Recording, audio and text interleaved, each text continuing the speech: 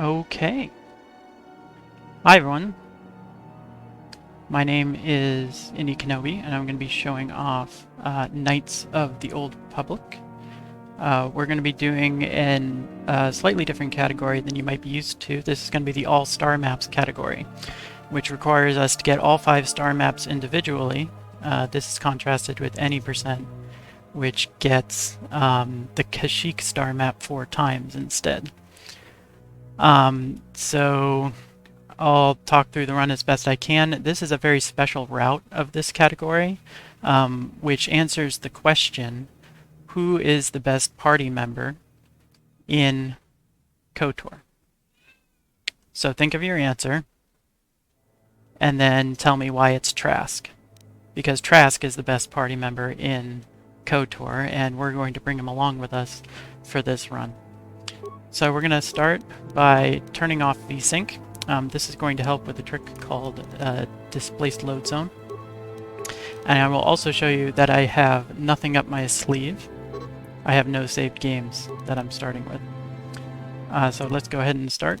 We're going to pick a Scoundrel, because Scoundrels have access to sneak attack.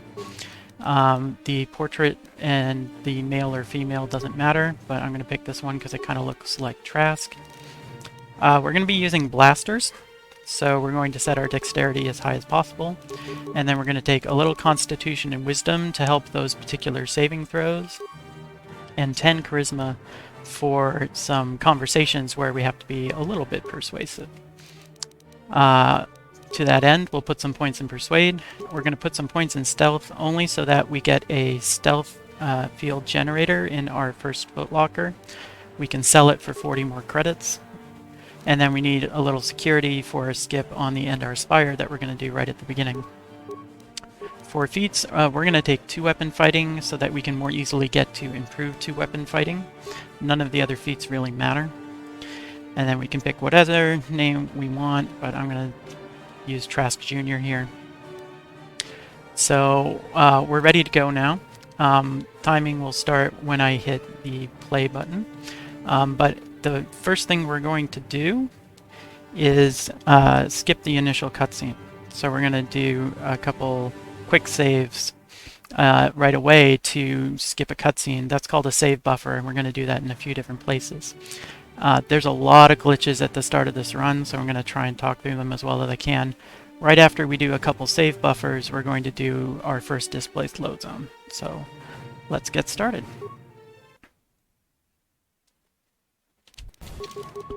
So there, we skipped the initial cutscene, and if we want to recruit Trask, we need to leave this footlocker, because Trask won't come with you until you've proved you can put on your clothes.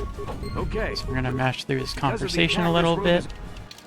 We're going to give Trask our other blaster, and now we're going to buffer through this conversation, but we're going to use it to overlay with opening this door here, so that we can skip the cutscene where these Sith attack us. And then we're going to make a save because we're going to come back here, and now we're doing our DLZ. So we need to walk into a very specific X coordinate, and that will trigger a load zone which is very far away under the appropriate conditions. So these DLZs are a little bit finicky, and that's why we want to have our VSync off. This one's being a bit of a pain. There we go. This is. Be careful. So I just did a trick called an AMG, which lets me have limited control during cutscenes. So as you can see, I'm kind of gliding along here while Karth is trying to tell me how to use my stealth skill. And we can do this until we get to this footlocker that we need to use. Now, Trask is gone temporarily, but don't worry, we'll go back and get him. Oops. Turn around.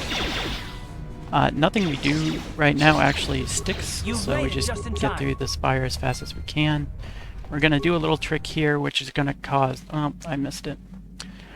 You can skip this cutscene, but you have to get an AMG in a somewhat small window, and I was a little bit slow. Now, normally this is where you recruit Karth, but Karth is not as cool as Trask, so we're just going to skip him. And now we're going to leave the apartment with our non-existent party members.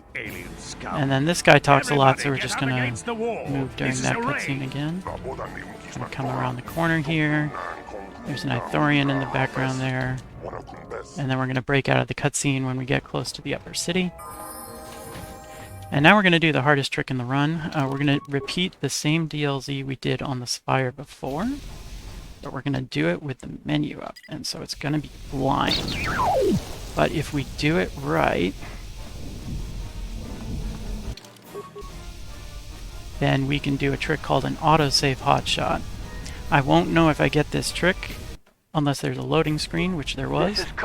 And then we're going to load an old autosave, which combines properties of a couple save files and brings me to Terrace. Yes? With Trask. I see from your... So that was good. Alright, we have enough for 4 alacrities. Alacrities make us go faster. Sure. And now we're going to do a trick called a GP warp. By buffering into a load zone, Sure. you can warp a party member to the load zone they are closest to.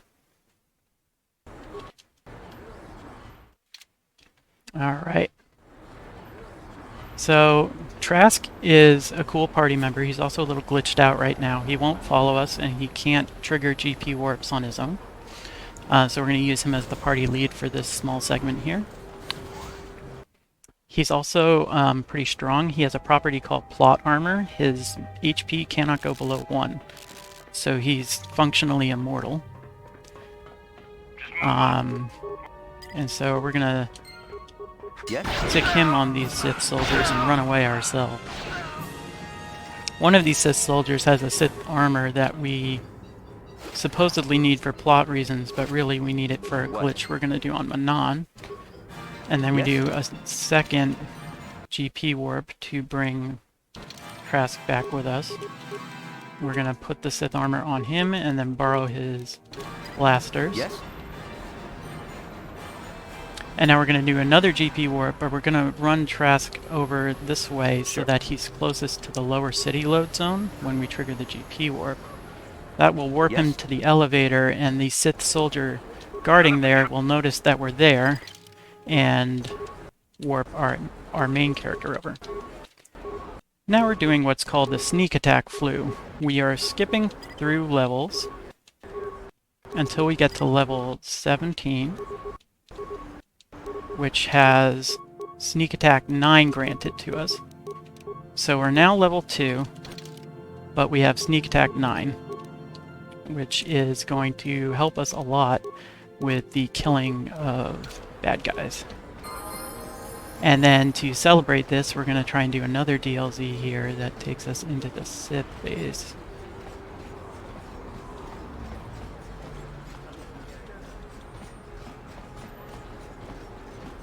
This one's pretty finicky too. The precision on these DLZs varies a little bit. This one is particularly challenging. So we may be running into this wall for a little while here.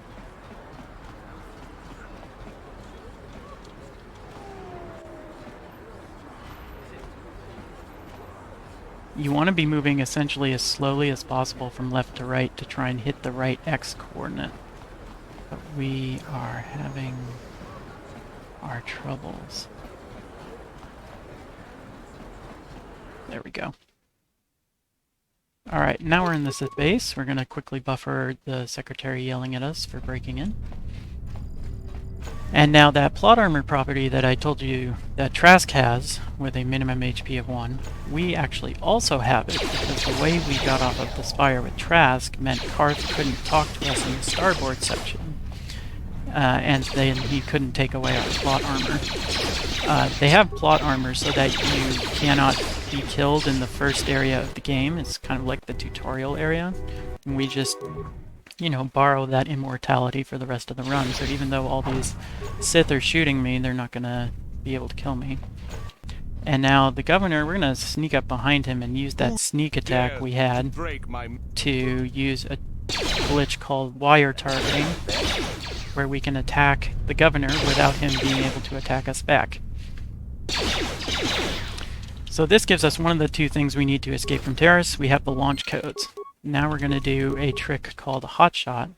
Rather than run out of the Sith base, we're going to use a little menu shenanigans to warp back to our previous save that we made in Upper City North. And so here we are. We have the launch codes, and we're going to do some more fun glitches. Yes. Because the second thing we need to get off of Terrace is Canderous. Canderous will only show up if you win the swoop race. That's less good. My character is supposed to follow Trask there, but he didn't. So we're going to put Trask into that corner. We're going to kind of pop him out. And then we're going to run into the corner, quick save and quick load. This should clip us into the door in exactly the right spot to trigger a DLZ to enter the Vulgar base. So we're now inside the Vulgar base, and we're going to use a hot shot again to warp back to the Upper City North. And the way we do this hotshot actually has our quick save still in the Vulgar base, which is going to be important because we're going to want to warp back there too. So we have to get Canderous to show up in the cantina here, which means we need to win the swoop race, which means we need to get to the swoop race. And the best way to get to the swoop race is to kill Gaddenthek. So we're going to do a small DLZ here. This is supposed to be one of the easier ones. And then we're going to do another DLZ here. And now we're in Gadden's office, and we'll be able to kill him. We're going to turn off VSync because we don't need to do many DLCs in the near future. Sneak Attack 9 kills Gadden in one hit, and then we warp back to the Vulgar base and tell the Vulgars, hey, we killed that guy you don't like. And they're like, I don't know who you are, but okay, we'll let you race in our swoop race. So, most of the crazy stuff on Terrace is over. We're just going to finish the swoop races and then go to Davik's estate here. I think we've gotten everything. We're buffering a quick cutscene here. We're also going to, normally you have to do 2 swoop races here. We're going to do 1. Running this game is very existential because most of the time you have this little pop-up up asking you if you want to quit. And I feel like speedrunners ask themselves that a lot when they're speedrunning. It's like, do I want to quit this run? Do I want to reset? But this run actually just straight up asks you, do you want to quit? For this swoop race, it's faster to not shift into the higher gear by about a second. And that's a pretty good time. Sub 23 is sort of what you look for there. Sub 23:01 is pretty good. So we're going to break out of the cutscene when Anglu starts running towards us, and this tricks the mechanic into thinking we finished the second race. And then we're going to do another warp back to the lower city so that we can go to the cantina really quick. You might remember from playing this game normally that you're supposed to rescue Bastila here, but I don't know who Bastila is. So we're just gonna leave. Canderous is very impressed that we already have the launch codes that he's looking for. So he takes us to Davik's estate. We skip a very long cutscene there by using an AMG. And then Davik's estate is very simple. We just save while we're in the hangar, while Davik is showing us the Ebon Hawk. And then with a quick change of equipment, we can just run onto the Ebon Hawk and steal it. So that skips all of Davik's estate. So here we are on Dantooine. We have escaped Terrace. On Dantooine, you're supposed to become a Jedi, but that sounds like it's very arduous and will take a lot of time. So we have Canderous talk to our leader here. That makes Canderous follow us, and also has the game thinking that Canderous is about to talk to us. But by running away from Canderous, we can basically force it so that the game is always trying to talk to us with Canderous and therefore won't trigger other conversations. So Belaya usually yells at you about your clothes there. We skip that. So we're going to make a quick save here because we're going to want to come back here. And then we're going to do a DLZ to escape the Jedi Enclave without actually becoming a Jedi. Like so. Please? I missed.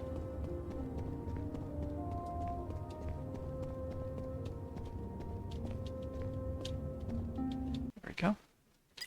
Now we're going to prep a glitch here called the Evan Hawk. We can replace the quitting dialogue with the... Oops. Evan Those Hawk damn dialogue. Mandalorians have been raiding farms all over this continent. Sure. We want Canderous to do a dialogue cue on our party member again.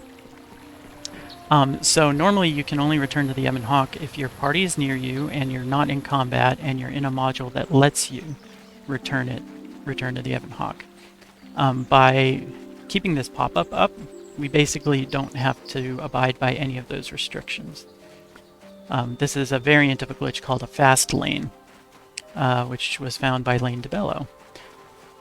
And we're going to use this to do a door clip inside the ruins here.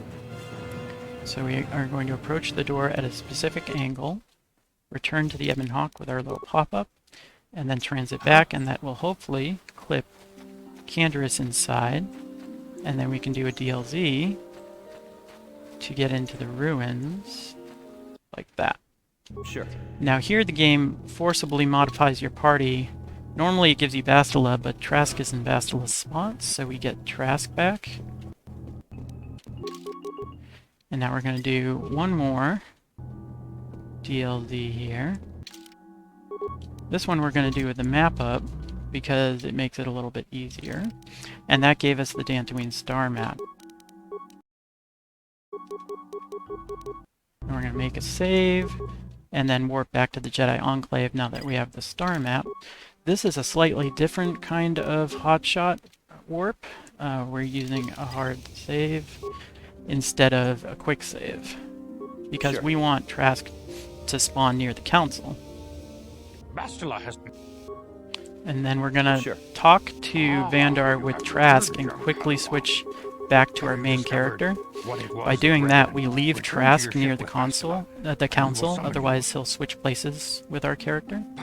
And since he's still here and our character gets warped here, we can now quickly transit back and return to the Evan Hawk. And so now we're done with not Jedi training. We're going to make a save on the Evan Hawk because we're going to be warping back here several times. And now we have to go get the rest of the star maps. There's one each on Kashyyyk, Tatooine, Manon, and Korriban, but actually they're all on Manon. At least, the way we do it, they are. Quick hotshot to get back to the Evan Hawk after we skip a cutscene. And here on...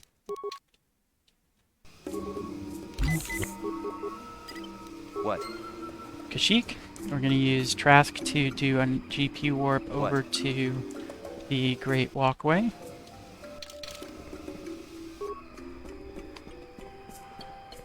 And then we will trigger a conversation with Trask to warp our character over to the gate. And this is just slightly faster than walking there. Now, walking through the Great Walkway would be time-consuming, so we're just going to do a quick save there. And we're going to run into a specific position, and then do a coordinate warp that sends Trask hurtling forward halfway through the Great Walkway, and then we're going to do a GP warp to warp him the rest of the way to the elevator. Now, Calo Nord is here. If you don't know who Calo Nord is, don't worry, neither do I. But he apparently wants to kill us. So we're just going to kind of run away while he's talking at us. And then break out of the cutscene. And then we need to trigger this Jolie conversation here. But we want Jolie to stay put where he is. So we're going to let him kill 3 of the Katarn or so, and then break out of the cutscene. And we left Trask over near Jolie. You need either Jolie or Juhani, and either Karth or Bastila to beat this game. And we're getting stuck on Katarn. And no, I don't know if that Katarn's name is Kyle. One of them's probably Kyle. Who are you? We skipped Juhani, so we're gonna have to get Jolie just fine because we need him anyway to get to the lower Shadowlands where the star map is. And since we have Trask, we don't have Bastila, so we need Karth. Luckily, even though we skipped Karth on Terrace, he's given to us when we entered the ruins on Dantooine. So we have Karth, but because of the way we skipped the Jedi training on Dantooine, we can't actually add Karth or Canderous to our party. So it's me, Trask, and Jolie for the rest of the run here.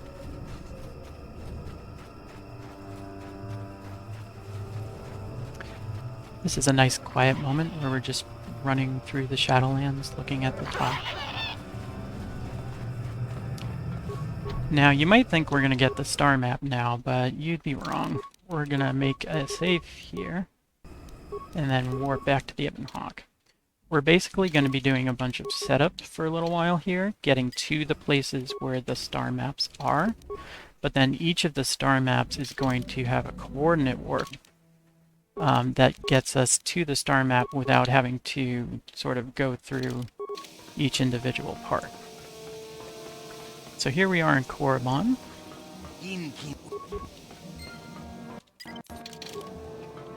No, that is the wrong answer. We're going to move Again, during this cutscene because it's the easiest way to skip the next cutscene. Sharden is talking to those hopefuls, and Lasho over here on the left wants to talk to you too. So we just have the first cutscene running while we run past the second one, and then break out of the cutscene when we're ready. And then we're going to go talk to a Sith guard so that Euthura will spawn inside the cantina here. We have this dialogue up to do another hotshot back to Dresde, just so we don't have to run there. And so we can also contemplate again if we want to quit. Okay. We're going to run over to that pilot just to get through the load zone without it triggering. That's another short dialogue cue. Is there something? And then we can convince Euthura to let us into the academy.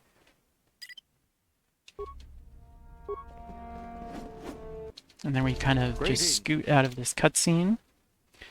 And now we're going to talk to Lasho, which is a little odd because she's not a required quest normally.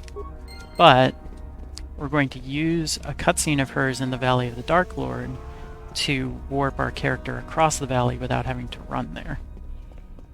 So she'll come in handy in about 5 minutes.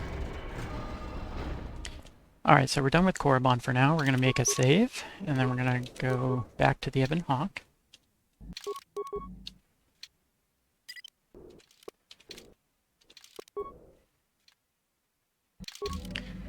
And then we're going to go to Tatooine, because everything important happens on Tatooine. So we're now going to be doing a different kind of movement, which is known as save teleporting. So if you hold both mouse buttons down in this game, you can run forward. And if you quick save while doing that, you'll actually hop forward a little bit. How far forward you hop depends on how long your saves are. So we have reached the point in the game where save teleporting is faster than any other form of movement. Can I help you? We talked to that woman so we can escape from Anchorhead. She won't let us out unless we agree to do some hunting of sand people for her. We are not going to see any sand people. Those Dark Jedi are looking for us, but we just teleported past them. And now we're going to leave Anchorhead.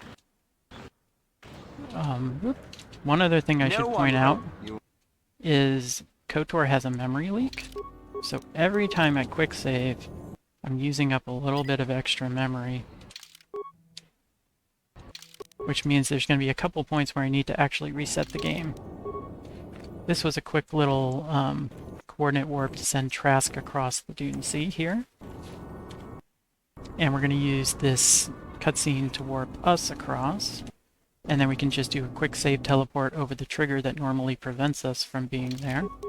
And use that to enter the Eastern Dune Sea without a map. And now we're going to do a coordinate warp to the valley here. This warps Trask across There the you are. valley. Been calling to And by triggering the /O cutscene, we've now warped our character over there too. So we can now enter the tomb of Nakasado, where the star map is. Now we're going to make a save, and this is going to be my first memory reset. So we're going to restart the game. And then we're going to go back to the Ebon Hawk. And now we're going to go to Manon, which is where we're actually going to get all these star maps that we've been setting up for.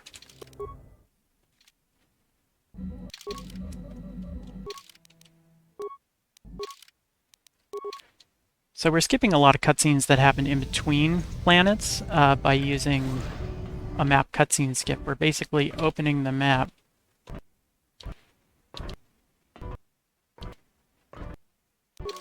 while, like, right before the cutscene would happen, and then we return to the Ebon Hawk to skip the cutscene completely.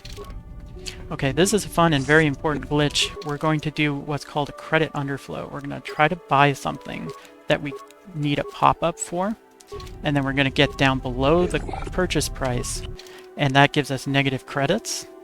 So we can now buy 5 thermal detonators for 10,000 credits. We now have negative 10,068 credits.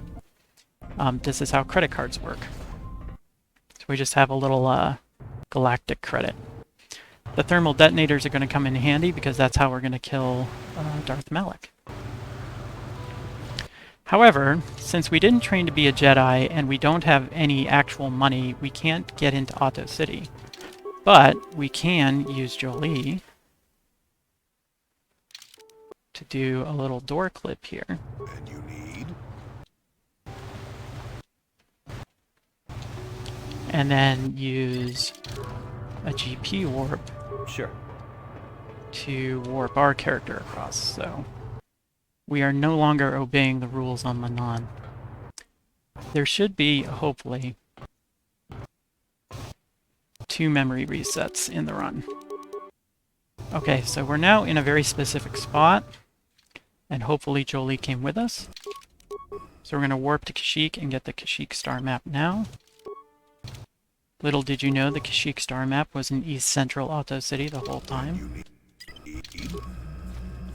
There it is. Life. We give the evil answers to this quiz because it's faster than trying to be light side. Sure. I do appreciate the raid, thank you. I hope you're enjoying the run. We're going to put Jolie in a very specific spot and then make another save and warp back to Manon. This is going to be a little trick that warps us inside the room with the submersible. So that skips the Sith base on Manon. Like so.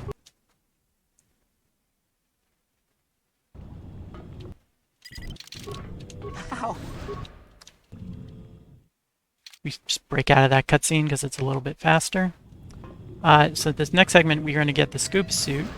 We don't need to get the sonic emitter for the Phyraxan sharks because we have plot armor. So even though there's supposed to be instant kills if we get bitten, we'll just, you know, be a little bit injured.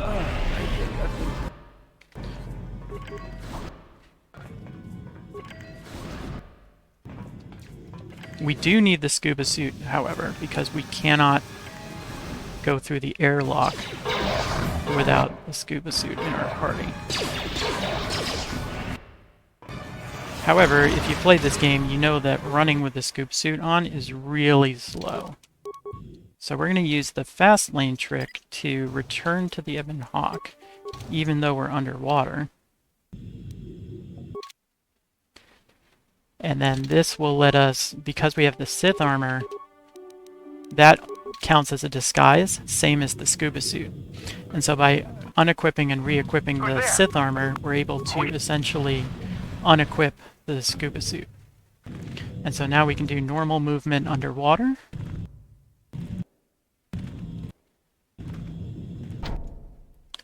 Until we get to the other end here. No, I won't let These you open scientists the are door for those scared. monsters. I bet. Honestly, I'd be a little scared of our character too at this point. The next thing We just break out of that conversation, and now we're going to do the same thing we did last time to unequip our scuba suit.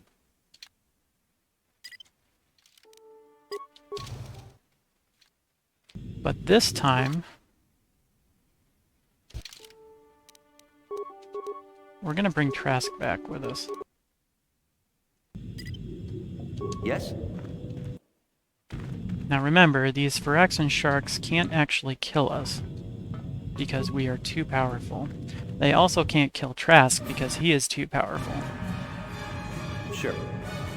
So we set Trask up in a specific position, and then we just do a safe teleport right past the shark that's supposed to eat you.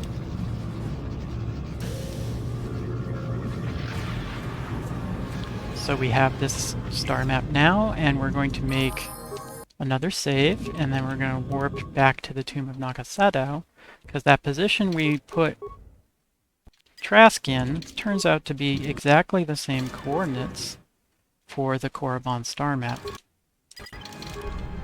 So we just got that.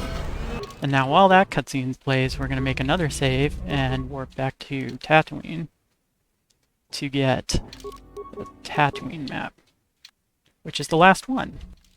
If you've been paying close attention, which I understand is kind of difficult with load screens flying everywhere.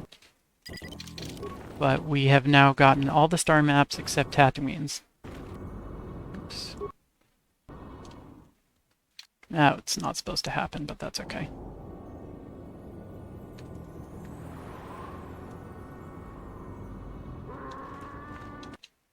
We're also about to do I'm our tired of second waiting. memory reset, which Cool, we'll man. do right now to skip this cutscene. And now we're going to do a trick called crate skip, where we skip killing the crate dragon. And it's another one where we just move during the cutscene where he Yes? would normally kill you. Wait for the crate dragon to move forward. And then break out of the cutscene behind the crate dragon. So that we can get that star map. And then while that star map loads up, we're going to return to the Ebon Hawk. And then we'll be ready to go to the end game. So there's going to be first a hotshot back when we skip the Bastila torture cutscene here.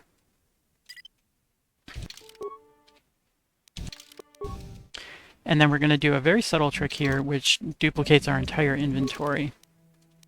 By opening the equipment menu while we're flying to Lahan, we will now duplicate our inventory for every party member we add to our party, except for Trask. For whatever reason, this doesn't work with Trask. Probably because you're not supposed to have him in your party.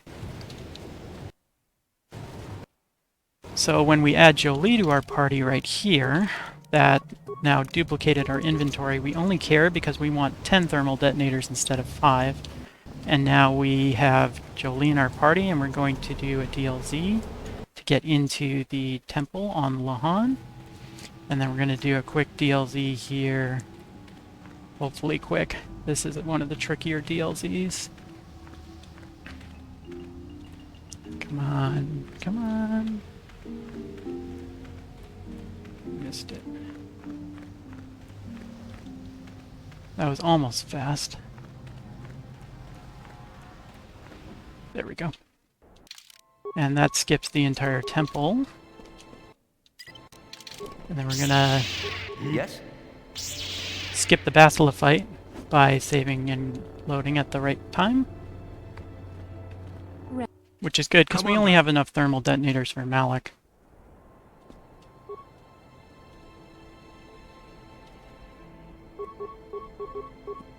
Okay, so we've now gone light side. We have to go light side because we don't have Bastila, so the dark side ending here actually soft locks. We can only do the light side ending because we have Karth, and we could only get through that conversation with Bastila because we had Jolie or Juhani. And then when we trigger this cutscene, this is going to let us go to the Starforge now.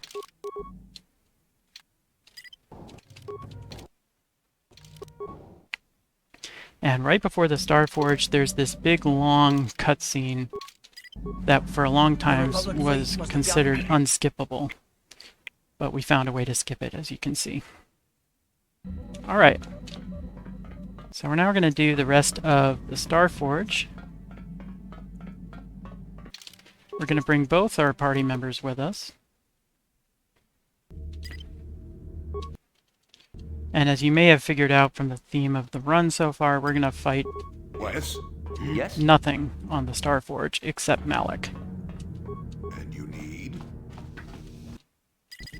So for deck 1, we're going to set up a Yes. GP warp, and then we're going to move our character to a point where he is closer to deck 2 than he is to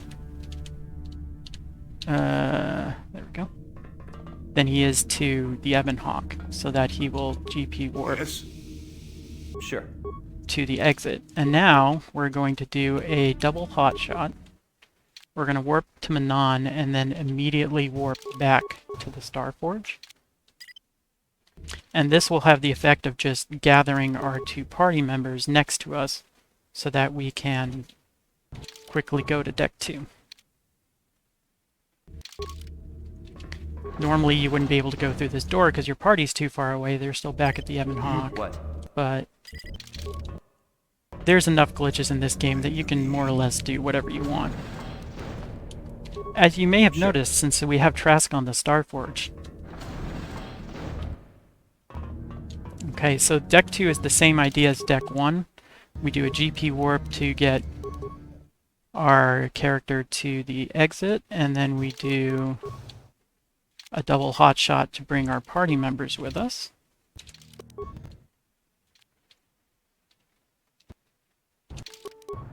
Like so. And then for the command center, we're going to do a coordinate warp using our file on Kashyyyk, because that has the properties that our party members will spawn in the right place to warp ahead in the command center. This skips the fight with Bastila,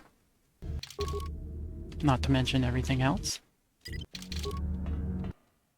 And by triggering this cutscene with Malik, we warp our character to the end of the command center, and now we're on the viewing platform, and we're almost done. The only thing left is to thermal Malik. We're going to throw all of our 10 thermal detonators at Malik. Well done, Revan. Now, you might remember that his second phase, he has a bunch of Jedi popsicles that he can heal himself with. What?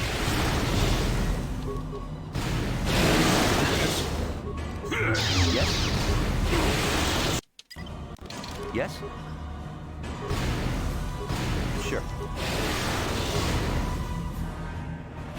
But by doing an AMG and breaking out of that conversation at exactly the right time, we can then quick save and quick load, and the game will think that we've already finished the second phase, and we're done.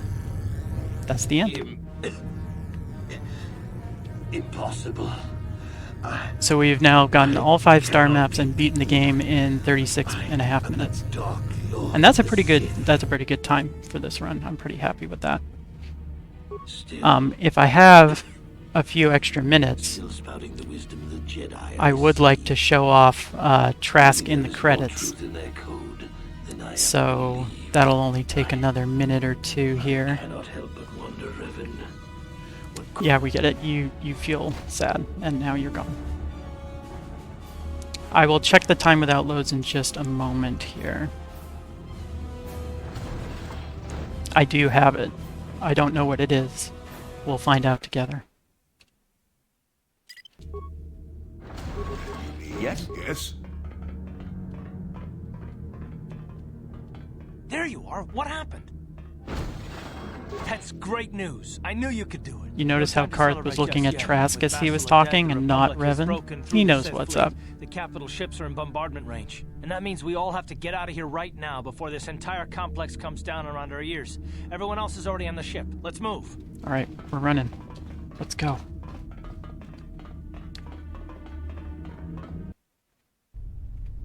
This cutscene I can't do too much with, because if I try to move around with Trask, it actually breaks the cutscene and skips it. But the next one, Everyone pull the next back. one's gonna be I good. don't want to lose any ships when that space station goes down. We did it, Vandar. The Sith are routed and the Starforge destroyed. So in normal play, you're supposed to fight Malak alone. They don't let you bring any party members, but obviously we're not paying attention to any rules here. Alright.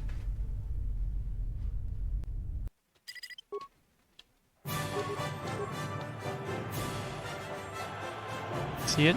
There we go. Okay. You have defeated Malak, destroyed the Starforge, and broken the spirit of the Sith. For this, I am proud to present you each with the Cross of Glory, the highest honor the Republic can bestow. From Coruscant to the farthest reaches of the Outer Rims, Yeah, you who will knew? be known as the saviors of the Republic. I don't know who the chick on the left is. On behalf of the Jedi Council, defenders of the galaxy, and Oh no, sworn Vander. protectors Oh of the no. Republic, I Oh, too we're stuck. would like to honor you Oh, there we go. for your actions. We Jedi now have another tale to weave into the grand history of our eternal order. The redemption of Revan, Trask. the prodigal knight. Wherever you So go, it's really subtle, you will but be it turns out that recognized your as the party members saviors of actually the move around galaxy, quite a bit during the this cutscene. heroes of our age. So But you can't just must leave Trask in remain one spot and ever have him vigilant. make sense. For one You have to day, kind of you may be called move upon around yet again to defend the glory a little of the bit Republic here. against the tyranny of the dark side. For this is the destiny of the Jedi. And that's the story of Trask. Alright, and someone asked what the time without loads is, so let's get that up. 29:59. So just under 30 minutes with the in-game time. The record for this category is 29:08, so it's actually a really good run. I was pretty happy with that.